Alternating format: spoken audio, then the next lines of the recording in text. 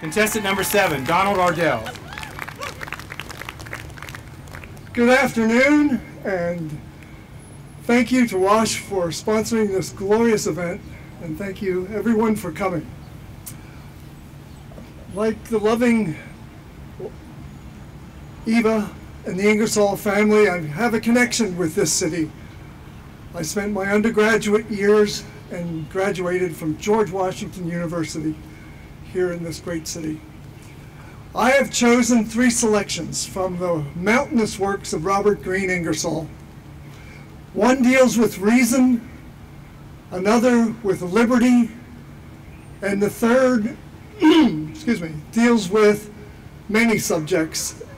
It's taken from Robert Greene Ingersoll. It's not taken from, it's the entirety of Robert Greene Ingersoll's address in New York City on March 22nd, 1890 to the Lotus Club at their 20th anniversary banquet. And it deals with the meaning of life and with aging and with death and with why we're here and what it's all about and how do we make the most of the little time we have available to us. So with that, I will begin.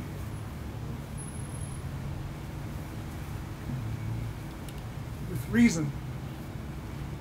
I admit that reason is a small and feeble flame, a flickering torch by stumblers carried in the starless night, blown and flared by passion's storm, and yet it is the only light. Extinguish that, and naught remains. Liberty. This, by the way, is taken from the Holy Bible, and it follows his analysis of the Bible. Liberty is my religion. Liberty of hand and brain, thought and labor. Liberty is a word hated by kings, loathed by popes. It is a word that shatters thrones and altars, and leaves the crowned without subjects, and the outstretched hand of superstition without alms. Liberty is the blossom and fruit of justice. It is the perfume of mercy. Liberty is the seed and soil, the air and light, the dew and rain of progress, love and joy.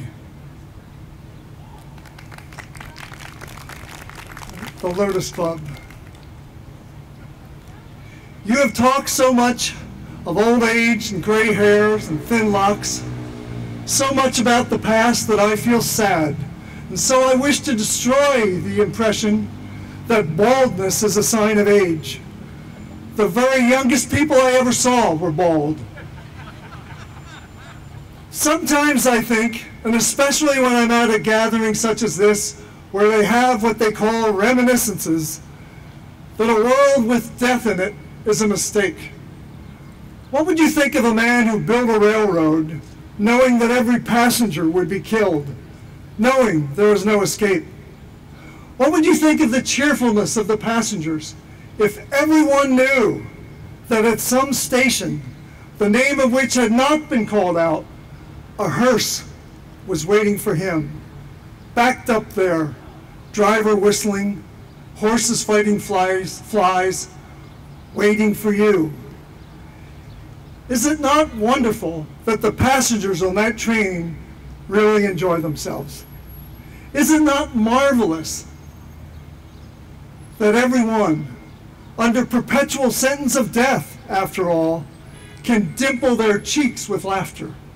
That we, each of us, doomed to become dust, can yet meet around this table as full of joy as spring is full of life, as full of hope as the heavens are full of stars. I tell you, we have got a good deal of pluck. But what, after all, would this world be without death? It may be from the fact that we're all victims, from the fact that we're all bound by common fate. It may be that friendship and love are born of that fact. But whatever the fact may be, I am perfectly satisfied that the highest possible philosophy is to enjoy today, not regretting yesterday, not fearing tomorrow. So let us suck dry this orange of life, so that when death does come, we can say to him politely, "You are welcome to the peelings. What little there was, we have enjoyed." But there is one splendid thing about this play called life. Suppose that when you die, that is the end. The last thing you will know is that you are alive. And the last thing that will happen to you is the curtain, not falling, but the curtain rising on another thought. So that as far as your consciousness is concerned, you will and must live forever. No man can remember when he commenced, and no man can remember when he ends. And so as far as we are concerned, we live both eternities, the one past and the one to come. And it is a delight to me to feel, and to feel in my heart, that I can never be certain that I have seen the faces I love for the last time. Whenever I'm at a gathering such as this, I almost wish I had had the making of the world. And what a world I would have made. In that world, unhappiness would have been the only sin, melancholy the only crime, joy the only virtue. And whether there is another world, nobody knows. Nobody can affirm it, nobody can deny it. Nobody can collect tolls from me, claiming that he owns a turnpike. And nobody can certainly say that the crooked path that I follow, besides which many roses are growing, does not lead to that place he doesn't know. But if there is such a place, I hope that all good fellows will be welcome.